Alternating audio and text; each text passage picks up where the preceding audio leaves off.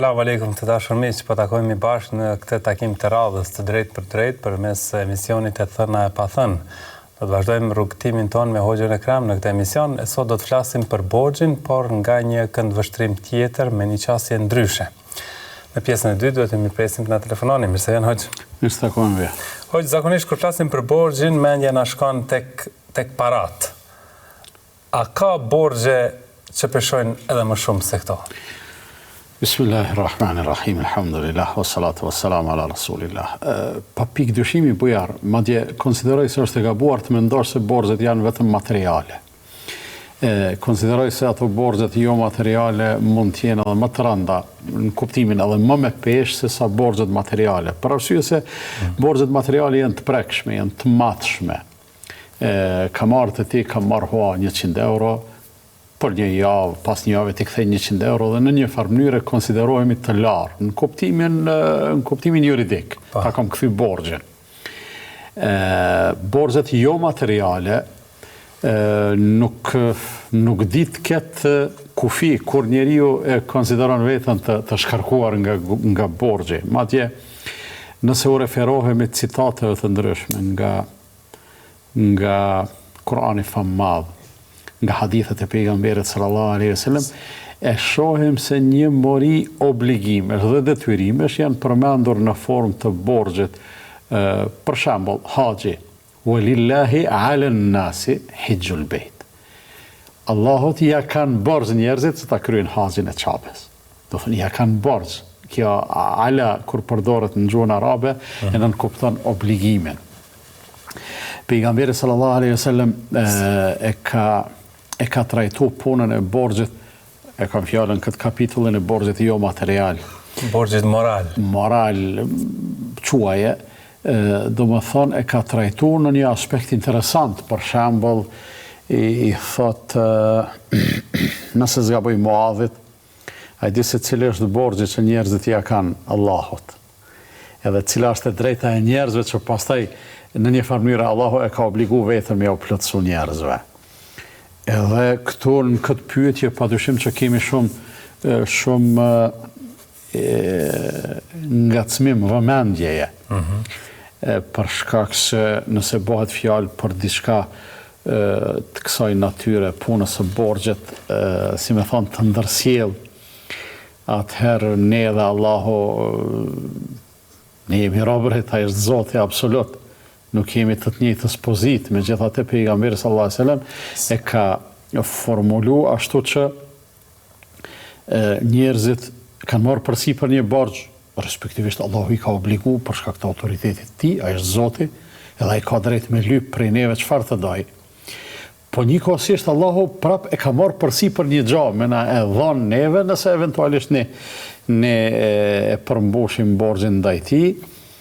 Edhe ka formulu shumë bukur i dërguari sallallahu alaihi wasallam kur ka treguar se borxhi i njerëzve ndaj Allahut është që të adhurojnë vetëm atë, edhe të mos e adhurojnë askën tjetër përveç tij, ndërsa obligimi i tij pastaj që prap vetë ka marrë përsipër është që ai i cili vepron kështu të mos e çojë në xhehenem.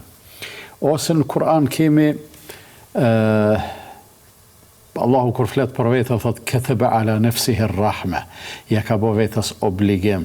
Ja ka bo vetës borxh, mëshirën njerëzve. Kërkush si ja ka bo, se Allahun s'mundet askush me obligu, Allahut askush nuk mundet me i kërku diçka në mënyrë të prerë. Ne gjithmonë kur kërkojmë prej Allahut, kërkojmë me lutje, kurse si ndryshe.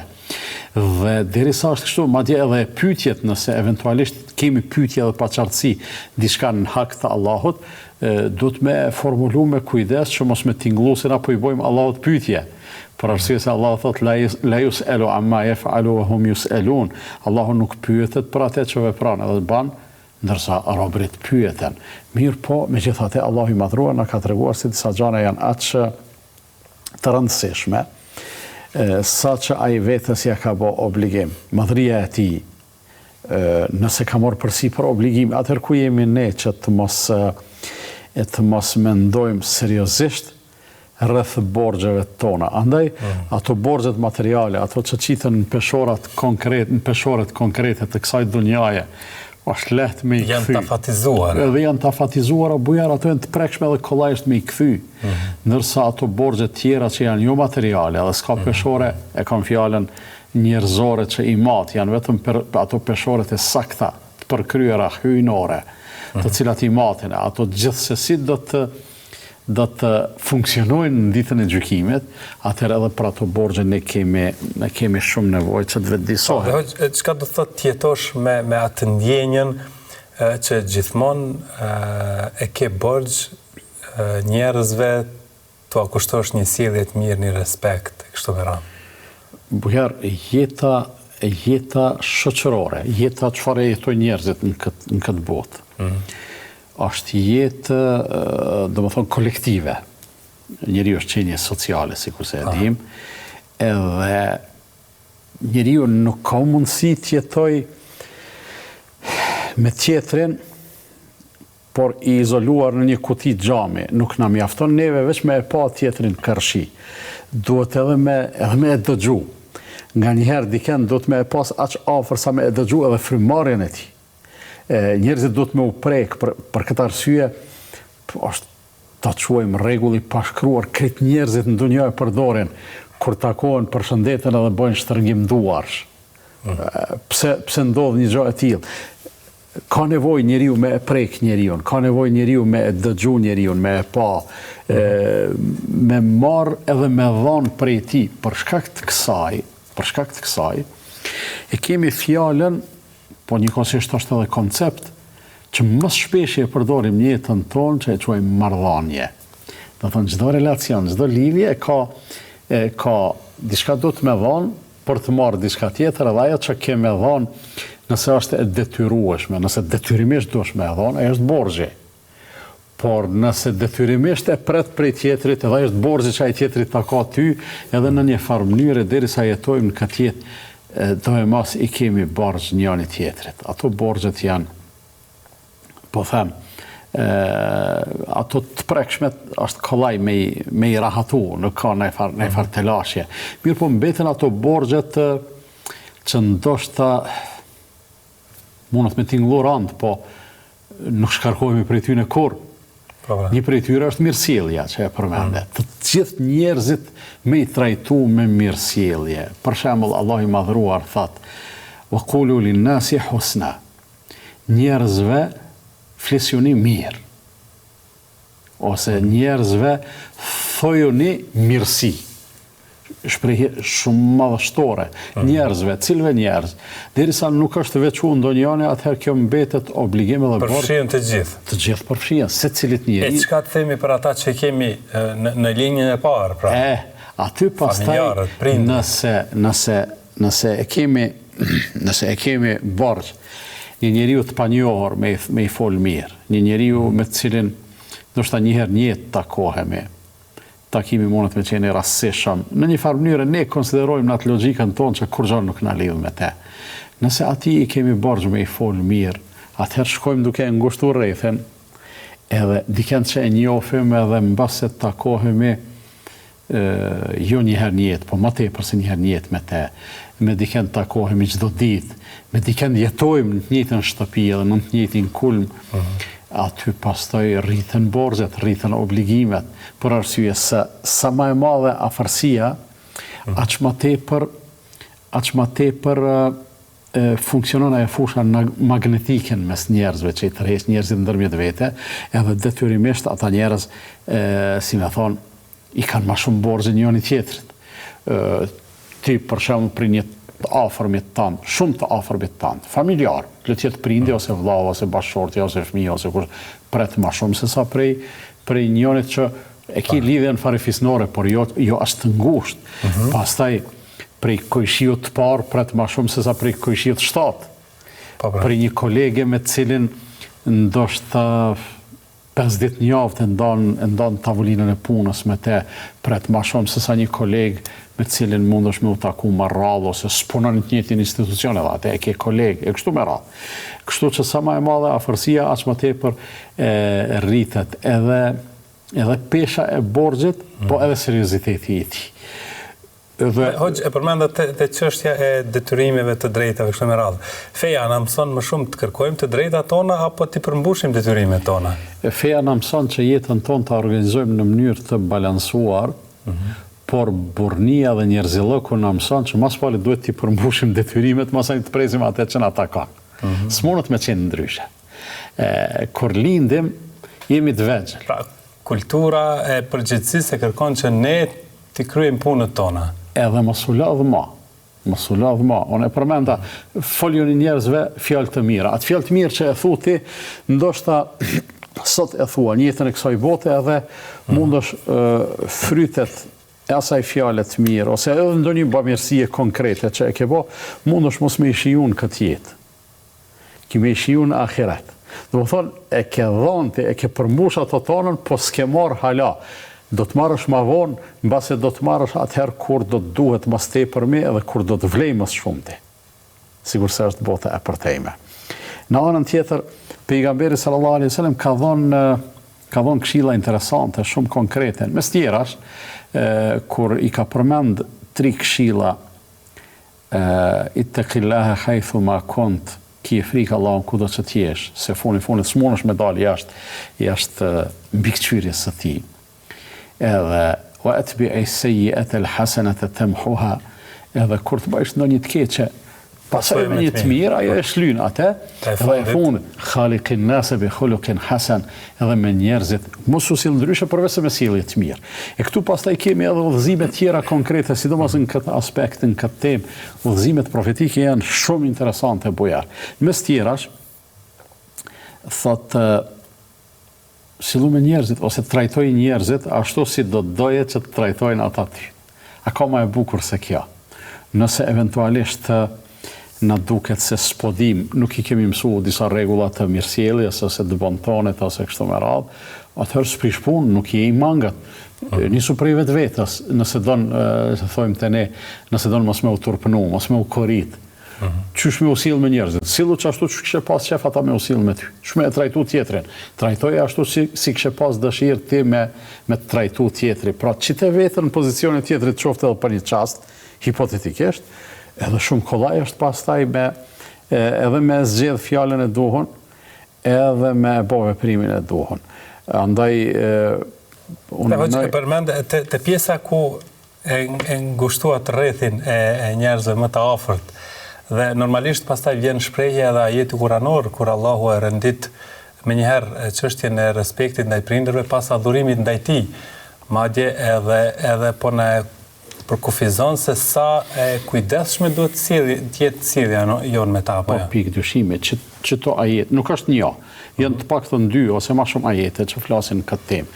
Vetë që kjo renditja, unë shpesh e kam përmendë, e kemi përmendë edhe këtu, edhe në këtë tryezë kemi bisedu. Veç renditja, wa qada rabbuka alla ta'budu illa iyyah. Zoti juaj ka vendosur edhe ka obliguar në mënyrë të prerë që ju të mos adhuroni askënd përveç tij. Gjoja më madhore në jetën njerëzore. Qëllimi i krijimit të njerëzit. Absolutisht, qëllimi edhe arsyeja e ekzistencës. Me njëherë pas kësaj, wa bil walidaini ihsana, dhe prindërve ose prindërit ti trajtoni me çka? Me ihsan. Më të mirën, me të përsosurën. Dy gjona po du me i nënvizu këtu. E para, me në renditja e prindërve mas Zotit tregon se në momentin që ka funksionu lidhja vertikale, lidhja me qiellin, aja, elifi, alfa e borxheve të tokës është të prindërit. Do thonë mas Zotit prindërit. Pastaj ihsana, shumë bukur e varejte, dhe më thonë me prindrit sillu qysh me ihsane. E qka është ihsane? Ihsane, na i themi, bamirësia. Është realisht mirë, po para se me qenë bamirësia, ihsan është perfektja. Sjellja jote me prindrit do të me qenë perfekte. Sjellja jote me prindrit do të me qenë bamirëse. Në te do të me pas shumë humanizëm. Në te do të me pas shumë respekt, në te do të me pas shumë mirësi deri edhe në ato detajet më të thjeshta formale që mundën me u manifestu varësisht pastaj edhe prej ti quaj edhe prej traditave ose atyre manifestimeve kulturore. Për shembull, mja pudh ballin prindit, nanës, babas, ballin, mja pudh faqet, mja pudh dorën, mja pudh kamën, te na nuk aplikohet. Kështu që s'kemi nevojë me shku te veprimet caktume, për shembull që nuk janë shumë shprehi dhe tradite na mja u pudh kamën, po I keni pa do video dikon ku përkulen për t'ja pudh kamët nanës, sidomos, hallkumendojnë aty se ai po I bën s'po I bën sejdë.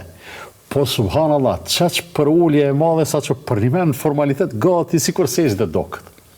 Edhe jam shumë I bindur që sikur t'ish leju me I bë dikujt sejdë, unë mendoj që më meritor t'ishin kon prindërit me U bë sejdë aty. Nëse se kemi të lejuar me U bë sejdë, atëherë këtë tjerat përveç kësaj me maksimumin e perfeksionizmit edhe me maksimumin e mirësisë do të me I trajtu. Pse ka shumë borxh ndaj prindërve? Pse s'kena përfitu prej askujt në ndonjë më shumë se sa prej prindërve. Kush të don më shumë se prindi? Kush është kujdes për ty më shumë se prindi? Kush e ka bë pa prit se kimi ja shpërbly. Realisht na e dim se megjithatë këto gjëra edhe shpërblehen. Fëmijët kur rritën, ai fëmia I edukum mirëfilli, ai përpiqet me ja kthy borxhin prindit. Po prindi kur është kujdes për ty, ti e prind vetë edhe e din. Sot kur e merr fëmijën tënd me e dashur ose me I bë dhuratë ose me I ble diçka shkon mendja që ti dikur ai fëmijë ka me u rrit edhe me u bë zot I vetes ka me ta kthy me dhuratë. Kur shkon mendja këto. Edhe pse ajo është e pritshme me ndodh, po ti se ki atë motiv. Pse? Për arsye se dashuria e prindërve dhe kujdesi I tyre është I pakushte. Edhe tash ai I cili të ofron kaq dashuri, nëse një njeri ti ka dhënë 100 euro që e fillon bisedën, edhe ndin vetëm borxhlimi ja kthy 100 euro, çysh si e borxhlimi ja kthy gjithatë respekt, e gjithatë mirësi, e gjithatë mëshirë, e gjithatë dashuri të cilën prindi për një mend e derdh, jo elshon me pika, e derdh me bollok te fëmijët e tij. Edhe nëse edhe jo mas qësaj se unë s'po pretendoj që e sharova këtë punë, po veç nëse ndalemi me mendu, nëse bas gjithë atyne çka janë shumë të qarta, dikush hala mendon, pse mërone mi u pas prindëve të mi bargj, atëherë për një mend është pyetje çaq e pa kuptim të sa që nga njerë mundet me qenë vështirë edhe me I dhonë përgjigje. Pra kjo është ai borxhi I fshehur, ai borxhi për atë kontribut që ne base shumë pak prej kontributit prindërve kemi arrit të shohim dhe të vërejmë nga ajo çfarë kanë bërë ata. Bile sidomos kur ishim të vegjël, madje edhe ky ajeti në fund po e përmend që o Zot më shiroj sikur më kanë edukuar dhe më kanë rrit duke qenë unë I vogël. Po jarë unë mendoj kështu.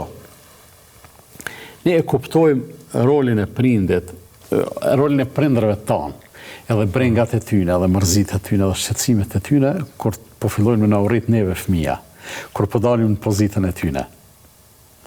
Edhe ti e kupton pse për shembull baba jote ose nana jote të ka prit qut natën edhe nëse je vonu. Pse ta kalon bukën shtrut në sofër, edhe pse e ka pas ndoshta një dozë të sigurisë, ke mujt me hangër ose ke mujt mos me hangër atje ku e ka.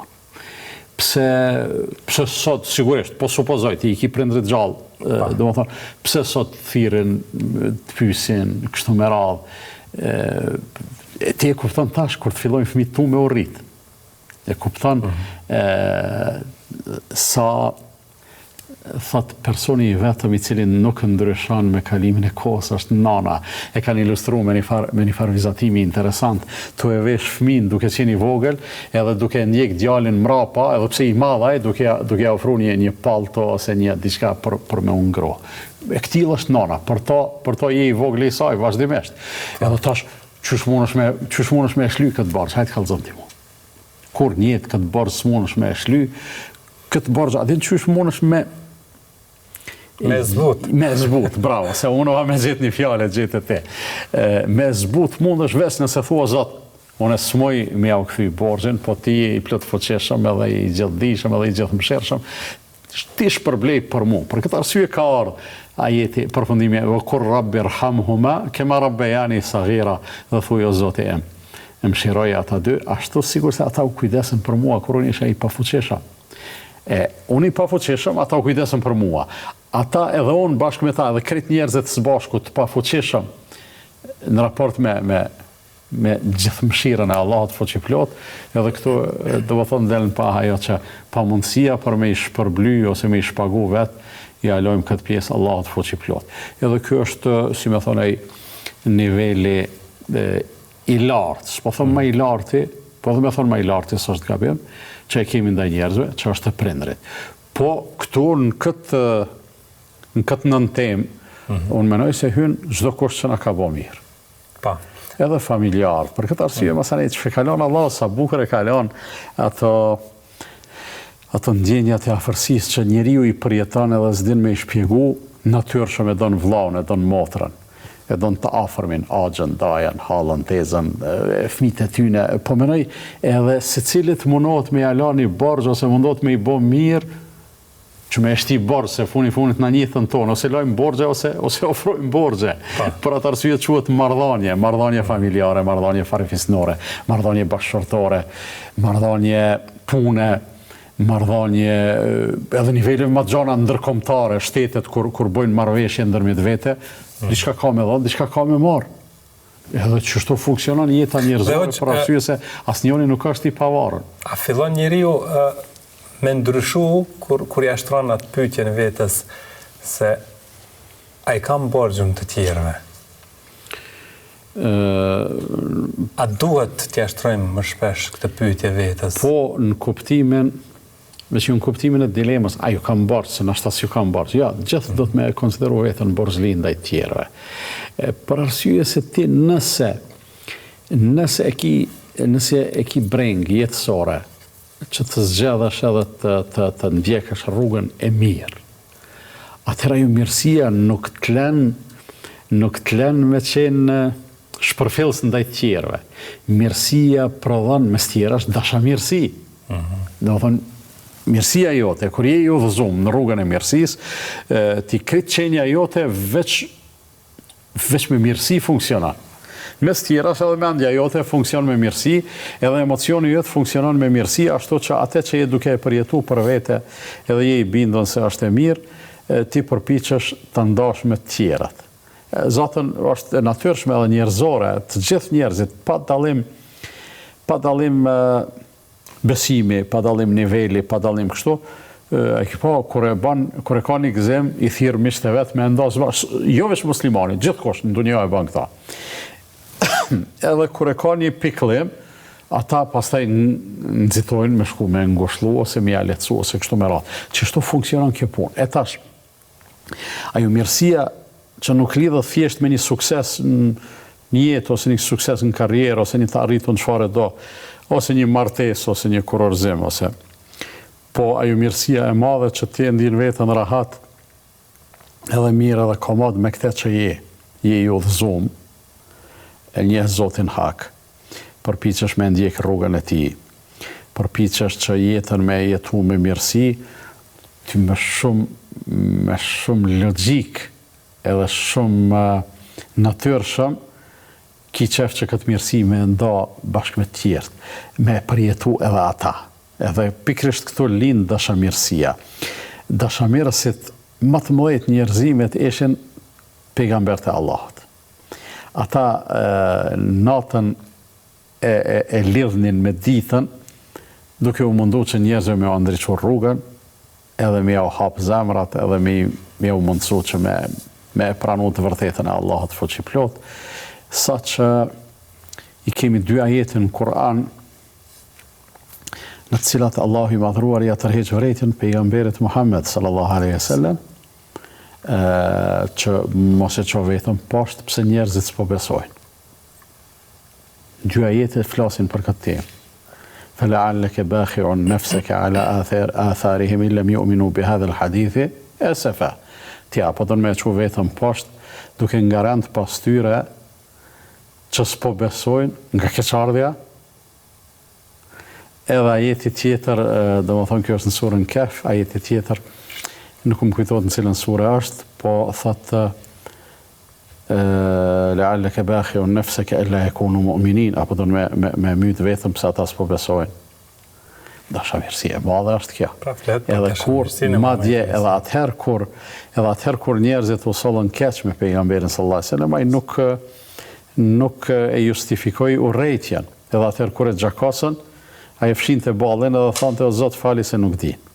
Çka është dashamirësia?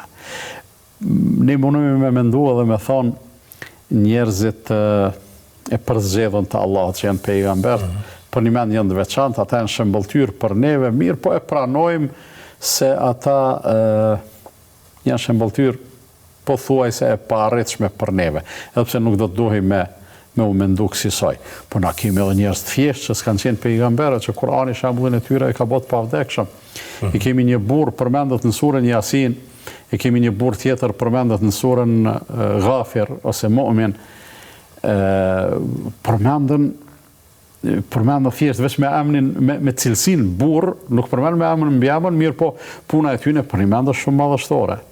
Për arsye se ata ajo dashamirësi atë të surës Yasin, ajo dashamirësi e ka shti me ardhë prej skajt të qytetit duke nxitu. O gja'a min aqsa al-medinati rajulun yas'a.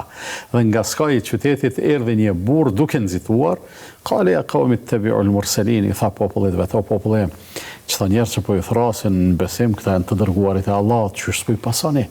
Pra në përkrahjet tyne. Të dashamirësve. Të dashamirësve, ata i donte gjithsesi, po ishte dashamirës edhe për këta, të cilët çka ndodhi më vonë e vranë. Edhe Allahu e përshkruan se edhe në momentin e ringjalljes, edhe kur do t'i thuhet udkhulil janna, çu futun xhennet ti se ti e dëshmove veten, ai do thotë ja lejte qaumi ya'lamun, sikur ta dini njerëzit e mi, se Zoti më fali edhe më nderoj fort.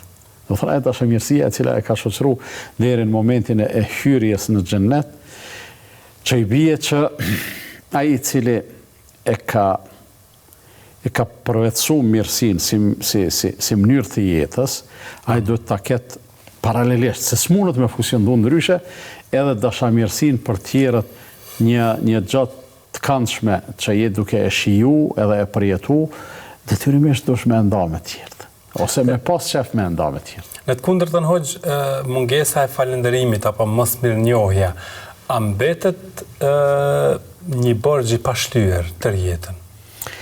Madje kisha thonë, përveç kësaj, përveç që është borxh i pashlyer, ai e rëndon borxhin hala më shumë. Si? Po bujer paramendo nëse më ke dhënë diçka edhe unë duhet me ta kthy. Tash me ardhur me mohu atë. Me mohu atë, do të thonë është mohim i një drejtës tënde, po edhe ta prishi zemrën ty, një farë mënyre gati po të detyroj me u bo pishman, pse më bone mirë. Mos mirënjohja edhe mohimi i Zotit janë pothuajse e njëjta gjë. Për arsye se janë shumë ngushtë lidhuna njëra me tjetrën, edhe në gjuhën arabe, domethënë edhe mos mirënjohja edhe mohimi quhen kufër. Kufër, mohim i mirësisë, ose mohim i ekzistencës Zotit, ose mohim i drejtës Zotit për me qenë i adhuruar, çysh dush quja. Po kryesorja ka të bëjë me mohim, edhe mos mirënjohja mendoj që është prej veseve më të këqija që njeri mundet me e pas. Për me e bë më të kuptueshme këtë çka po mendoj. Dikush gabon ndaj teje edhe të kërkon falje. Qysh ndihesh? Diqysh të vjen marrë mos m'ja fal. Edhe ndihesh keq me u jellnu me te. Njëri i cili ti ke bo mirë, edhe ai ta përmend. Thot ti më ke ndihmu mu, ti ke qeni mirë me mu. Ajo mirësia jote mu ka gjindë shumë, e kështu me radhë. Ty një farë mënyre do këtë vetja që të ka shpagu. Edhe pse konkretisht kur gjë s'ka bo. Ti keni mu materialisht, ose fizikisht, ose në çfarëdo aspekti, a i thjesht veç me fjalë po shprejat. Mirë po ndihesh koza i përmbushën, veç për faktin se a i po të regohet mirë njësë. Ashtë kështu apo jo? E tash kur vjen hesapi një punë që ka mujtë me qenë shumë e thjeshtë, edhe ti nuk e ke bo për me ta ditaj. thjesht e ke bo për Zotin. Le të jetë ndihmës materiale, ose fizike, ose çka do të qoftë. Edhe në momentin që ai tregohet mos mirënjohës ndaj teje, padyshim që nuk po du me arsyetu, pastaj kjo ndjenja që shkaktohet prej mos mirënjohjes, po megjithatë njerëz jemi edhe diqysh të shkon menja me thonë, more, mos i kam ndihmu në njerit gabum. Atin mos e kam bon atë bamirësin time jo në adresën e duhon. Njerëz jemi, po them, ndikohemi prej atyne gjanave, edhe pse do s'prish pun me e thonë këtu, po do të duhet ishim një nivel më të lartë se kjo, duke e bind vetën se nëse një punë e kemi bo për Zotin, edhe Zoti e din gjithsesi, atëherë nëse dikush nuk tregon mirënjohje për ty, ti veç dush me qenë halama i përmbushun. Pse? Se Zoti të shpërblen halama shumë. Kjo i përket bamirësit. Po, mirë po, ai përfituesit duhet jetë mirënjohës gjithçysh. Normalisht. Mos mirënjohësi është njeri i keq. Edhe një çështje dua ta trajtojmë në këtë pjesë të parë të emisionit hoxh. A rrezikohet diçka prej imanit, prej besimit, prej adhurimeve tona, nëse kujdesemi vetëm në këtë drejtim dhe në anën tjetër kemi shpërfillje ndaj borxheve, ndaj njerëzve, ndaj detyrimeve që kemi tek njerëzit? Atë marrim shembull ajetin që e përmendëm më herët. Adhurimi i Zotit, mirësia ndaj prindërve e kështu me radhë.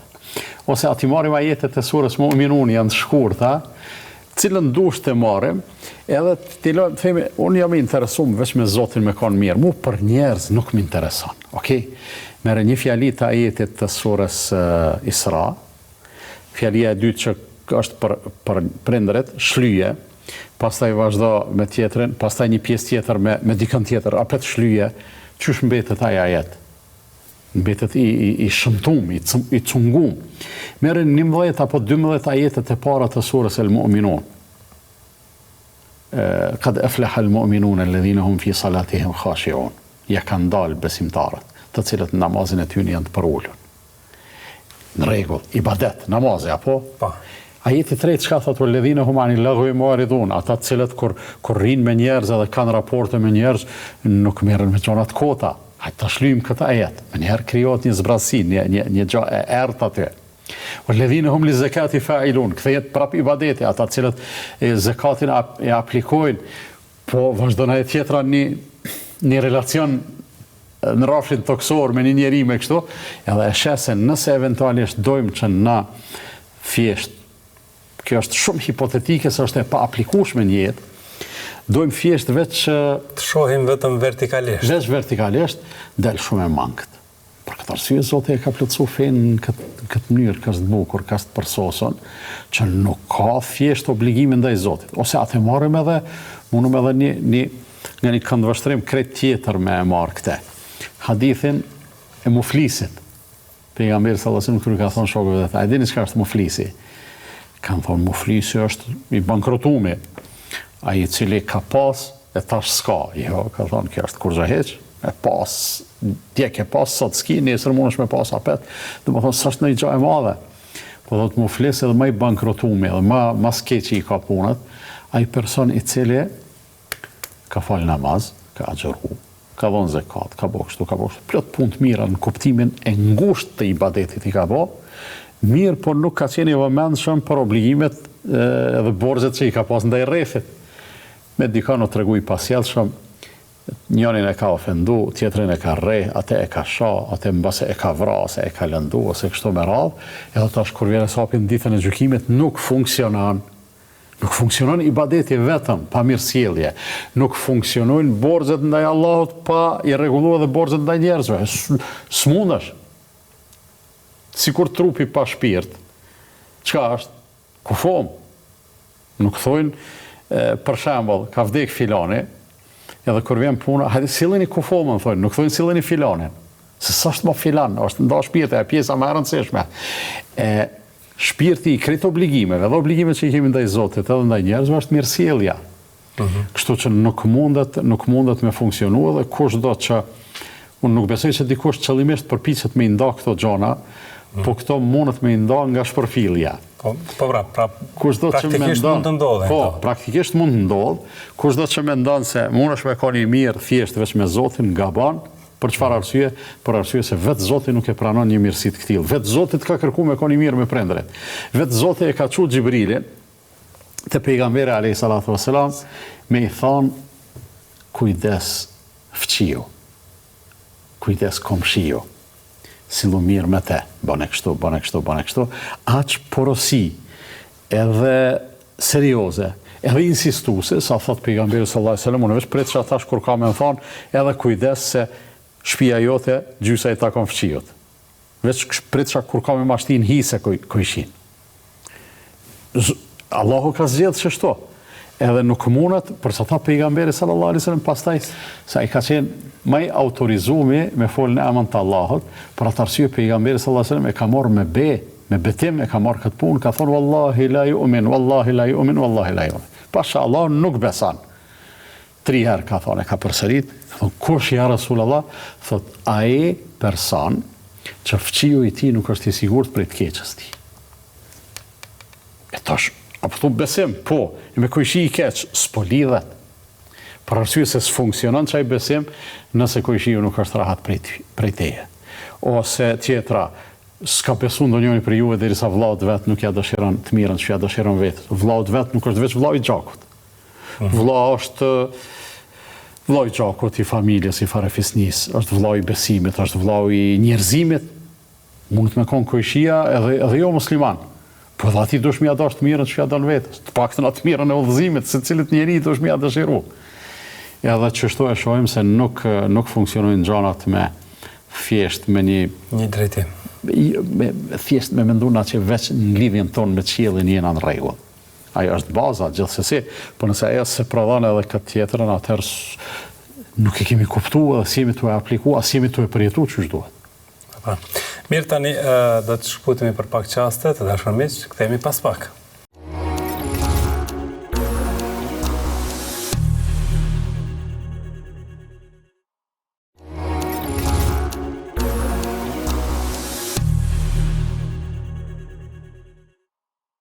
Kemi rikthyer të dashur miq, do të vazhdojmë tutjet. Tani do të mirëpresim telefonatat tuaja dhe mesazhe, derisa do të kemi një telefonat. E lexojmë një mesazh apo kemi më njëherë telefonate, mirëpresim. Alo. Selam aleikum. Aleikum selam. Desha me pyet hoxhën diçka për ezan. Po. Unë jam në pjesë veriore kom bashkë më, në s'ka xhami. Edhe unë jo rritën qatë familje që gjithë e kena përcjellës ezonin.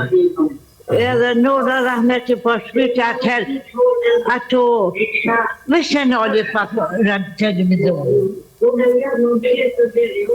Po e din rregullin. Faleminderit shumë. Ndale krejt zërin, parashtroj pyetjen, pastaj e dëgjon përgjigjen prej hoxhës. Pra e keni dëgju gjithmonë ezanin, e keni përcjellë? Veç me ndalë zonët, për isha. Edhe Nona Rahmeti po shpyti atëherë ka ato në gramafon, kanë një konë ato pa poqat, atë kanë e pasin gjithu zonën, dhe shajke gjithë vakte, sa vaj dhe këtërnë jatirë shajke zonën. Edhe unë tashe e përcjellë, edhe këne nuk kena gjami, e përcjellë në përobar dalë, me telefon edhe e përcjellë e zonit. Qika i pas ka thonë nipi djali konatës, a mirët me hoxhavare anët, i ka thonë nuk ban me qitë o zonën nona jote që për qëtë në përabare, në për sakaka, në për shpeje, qysh ashtote, unë e di që zonët gjithmonë o shmuat në islam, e shmuat qashtë qika të më bërë, qika se qika të jo veç një una, që më thotë, në për qatë filma, nuk bon ashtot, nuk bon veshti për mi kështë nizëm, diqka, une nuk po kushëm djekja sajna. Edhe po du me dhe të hoxën, apo bëjnë e më kata një gjënaha, një haram, asë për diqka. Shumë falenderë që ke thirë dhe tash të përgjigjet. Kalu të mirë, alikëm selam. Kalu shë mirë. Po do në uni e zani, hoqë, ku po I vje vakti namazit. Inshallah e kanë shu zonin televizorit që me nani tash. Kështu. Mas pari bo dua që Allahu me na e mundësu me ndërtu xhamin e Ibrit. Nëse edhe jemi shumë afër dorën zemër, jem pjek të gjitha kushtet, në radhë parë kushtet e sigurisë, se vullneti pe anës tonë gjithmonë o kanë, po deri në kohë të caktuar me siguri s'ka pas, siguria është më prioritet se xhamia, edhe tash mos ju bo siguria, prioritet ka ardhur xhamia. Edhe bëni dua që xhamia e Ibrit të ndërtohet edhe ezani prej saj të dëgjohet aty për rreth, ashtu qysh o dëgju edhe qysh na ka hije. Ajo pjesa tjetër, zgjidhja është e lehtë. PIS TV-ja në çdo vakt lëshon ezanin, a është çështo?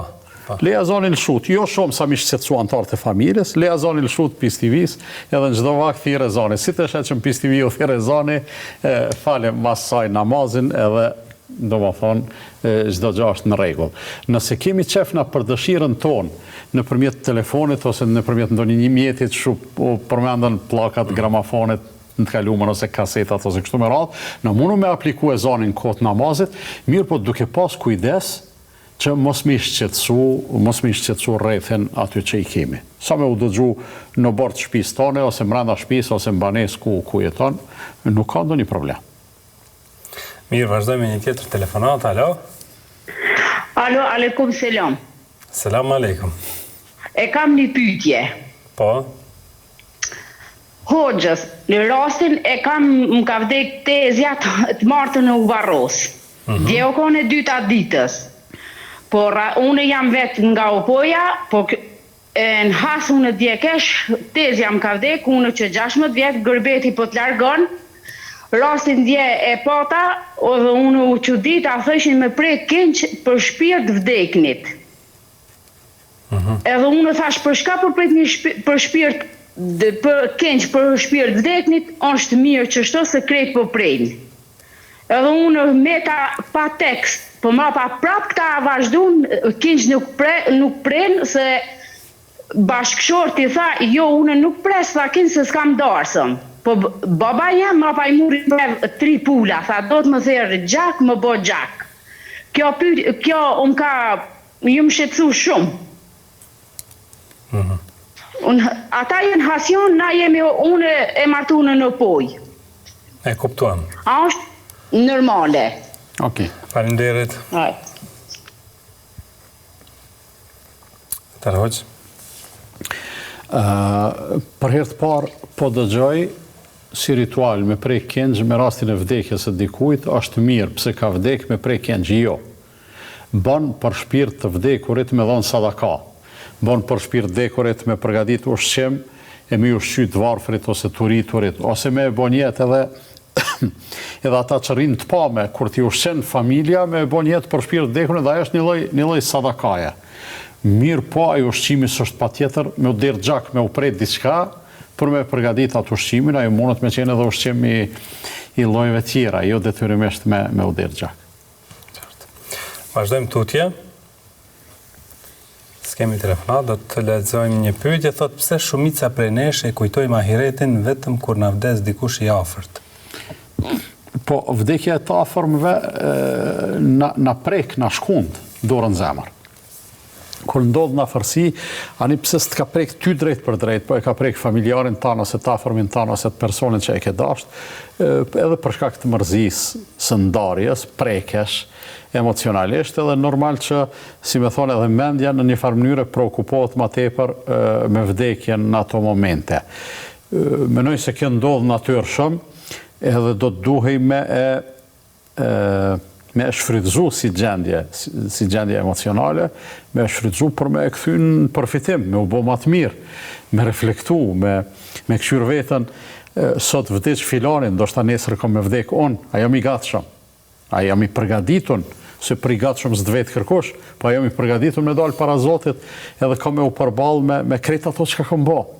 A do t'jem komod me bagazhin që e kam, me dalë para Allah të fuqiplot, ku në bagazhin tim, sigurisht njerëz jemi, ka dhe gabime, po A do të ketë mjaftueshëm edhe vepra të mira që mja u mujt aty në gabimeve. E kështu që kur do që na ndodhin shkundje ose tronditje të këtilla, sidomos ato që i shkakton vdekja edhe ndarja nga të afërmit, na do të më mundu me e kthy në pozitivitet. Edhe mërzinë edhe pikëllimin, do të më mundu me e kthy në pozitivitet. Jo me leju me na çu Zoti na ruajt në depresion ose në ndonjë gjendje që masani s'mundemi me këndellë edhe kush e di sa vjet më na i dhon Zoti ymër. Shumë do të jemi të vëmendshëm në këtë aspekt, ta kujtojmë vdekjen, sikur se ka thonë pejgamberi sallallahu alajhi wasallam, kujtojini vdekjen se ajo u shkatron kënaqësitë. Po shqyr Zotit se s'na rrin gjithmonë mendjave të vdekja, se masani as ujin s'kishëm mujt me shiu, as ushqimin, as kurrë gjë. Vazhdojmë tani me telefonatën e radhës. Alo. Selam aleikum. Aleikum selam. Do shta një pyetje për Hoxhën. Dy faktikisht nëse kam mundësi. Po, nëni. Pyetja por është shembull, na jemi vërtet gjunaqore, kena po më kohët e krejta, vëdhen. Dhe është më vetë Hoxhën, a ka mundësi shembull njeriu vetëm me taku Allahun edhe pejgamberin, edhe nëse është gjenemli nosh në kolidhje, vetëm me taku Allahun edhe pejgamberin. Okay. Edhe pyetja e dytë, çish mund të shamu njëri kur është larg prindve, që me bo sa më shumë për prindit. A vetë që mos me lon asnjë mangësi, edhe normal Zoti me konë i kënaqur me neve. Faleminderit. Ka që këto ishin pyetjet, Allahu ju shpërblet, ju nderoft. Amin Faleminderit. edhe juve. Jetë të vazhdojmë, duket kemi telefonat tjetër, apo shkojmë me përgjigjet, po Hoxh? Vllai dashur, i ke bërë dy pyetje të mira shumë. Te pyetja e parë më lejo të bëj një përmirësim. Për arsye se unë e kuptova, po më duket që saktë e kuptova atë çka deshte me thonë. Ama pejgamberi sallallahu alaihi wasallam na mëson se tha me mujt me taku Allahun edhe pejgamberin në ahiret. Na është edhe në kofsha xhenemli, s'ban ç'to me thonë. Për arsye se ajo nasht do të me qitë diçka tjetër mëra pasaj, po e kthejnë një rafsh tjetër për me e bo ma të qartë. Ka qenë njëri në kohën e pejgamberit sallallahu alaihi wasallam, i cili po flasim që jemi gjunaqar. Do të thotë që kjo është si jem të fol për kërkën, secili për veten e vet, unë për veten time po flas. Edhe mes tjerash e kanë kap disa herë duke pi alkool. Edhe dashtë me sanksionu. Edhe sa herë kanë pru të pejgamberi sallallahu alaihi wasallam, ai sigurisht është ndi keq. Po megjithatë ka pas atë dobësi njerëzore që s'ka mujt ndoshta me i rezistu, edhe pejgamberi sallallahu alaihi wasallam nuk ka tregu kompromis në ligj, se askush për mbi ligjin në mënyrën më të mirë ka shpreh pejgamberi sallallahu alaihi wasallam këtë, mirë po edhe në ekzekutimin e asaj që ka thot ligji është tregu i mëshirshëm. Edhe sa herë që e ka sanksionu, dikur kanë fillu njerëzit me thonë, Zoti e marroft, që sa herë e sallan kështu, pejgamberi sallallahu alaihi wasallam ka thonë, mos thoni Zoti e marroft, se ju në këtë rast e ndihmoni shejtanin kundër vllaut juaj, se pasha Allahin thotë, unë e di që ky njeri e don Allahun edhe pejgamberin. Kështu që, nëse thu, kisha pas qef me e taku Allahun, edhe me e taku pejgamberin sallallahu alaihi wasallam, mos thuj nashtën edhe në shkofsha në xhenem, çat nashtën le, jo, thuj çat dashni që e kam për Allahun edhe për pejgamberin sallallahu alaihi wasallam, këta të tjera të nasht, ama që kjo inshallah më krym punë. Që kjo inshallah më krym punë, unë jam shumë i bindur për atë sa di për Allahun, e gjithë mëshirshëm, që është edhe Rahman edhe Rahim, e jam shumë i bindur që njeri që e don Allahun, Allahun nuk e çon në xhenem çat njeri. Një njeri i cili përzemërsisht, sinqerisht e don Allahun. A thot pejgamberi sallallahu alaihi wasallam në hadith, men ahabba liqa Allahi ahabba Allahu liqa'ah. Ai i cili e don takimin me Allahun, edhe Allahu e don takimin me te. Nuk të çon Allahu në xhenem derisa ti e don Allahun edhe e don takimin me te. Nuk të çon Allahu në xhenem edhe nëse ke bo çka ke bo, derisa ti e don pejgamberin sallallahu alaihi wasallam. Po flasim për dashuritë për zemrat edhe dashuri që reflekton edhe provon gjëra konkrete, gjithsesi, jo s'po flas për pretendim. Funit secili prej neve e din pastaj veten e vet. Kështu që Kështu që me mujtë me kultivu sa ma shumë dashni për Allahun, sa ma shumë dashni për pejgamberin sallallahu alaihi wasallam, kjo pastaj ka me na bëjë edhe më të kujdesshëm që të mos bëjmë gjunahe, të mos bëjmë vepra, të ruhemi për atë sa është e mundun, për ato që gabojmë pastaj të kërkojmë falje, edhe nëse njeriu kërkon falje, Allahu e fal. O me yaghfiru dhunuba illa Allah, kush përveç Allahut i fal gjunahe. Sa do të qofshin ata, nuk ka gjuna të cilin Allahu se fal derisa njeriu ndihet keq për te, edhe kërkon falje. Pyetja e dytë është e mrekullueshme, edhe nëse s'arrim të dhëm përgjigje për te, ose se jep përgjigjen e duhur edhe të mirë, po të përgëzoj për mënyrën që ke formulu. Si me arrit me mos me lënë mango asgjë prej borxhit ndaj prindërve. E përmena më herët, mbase nuk është e arritshme. Konkretisht, mbase mbetet e pa arritshme. Por krejt ato çka për neve mundën me tingëllu të pa arritshme, nuk do të me i lënë. Pejgamberi sallallahu alajhi wasallam thotë, Allahu don që kur ndonjëri për jush ta bëj një vepër, ta bëj perfekt. A kemi mundësi me e bë perfekt? Asnjë vepër ndonjë perfekt s'mundem me e bë. E pse Allah po e doj ka këto për neve? Por me u motivu na që perfektën me e synu, edhe nëse nuk e arrim, cilësia e veprave tona do të jetë shumë e lartë. Në rastin konkret, edhe relacionin ton me prindërit ton, do të me synu me e bo perfekt. A arrim, nuk arrim. Do të me synu me e la krejt borxhin, 100% ndaj prindërve. A mundu me e la, nuk mundemi. Por nëse e synojmë 100%, ku kena me mri bojar? Kena me mri është të 90%, të 80%, të kudo, por është derë e madhe edhe mundësi e artë që na me e taku Allahon, duke qenë a i knaqën me neve në përmjet kësaj dere, në përmjet derës së mirësis, kujdesit, respektit ndaj prindërve, edhe dëshirës për me e la borxhin ndaj tyne, duke e pranu se ndoshta nuk jemi ata që e bojmë 100%. Për këtë arsye ka ardhur në transmetime, thot prindi është dera e mesme e jotja e xhenetit. Ndash ruje, ndash hombe. E ti vllai dashur, këtë brengë që e ki, Allah ta boft të sinqert, edhe ta boft që mos me e haru asnjëherë, edhe shpresoj që kushdo që e ka këtë brengë, te Allahu ka me arrit shumë mirësi edhe shumë kënaqësi. Ishte një herë është edhe pyetja që u lidh me temën tonë. Po, alhamdulillah. Dhe me këtë po e përmbyllim takimin e sotëm. Faleminderit shumë. Allah e të rujtë vëherë. Faleminderit se bashkëbisedimi me ty është gjithmonë i këndshëm, e kështu që t'jam shumë mirënjohës. Allah i nderoft. Dhe shërmiq, kaq për sonte, mirëmbëjtje.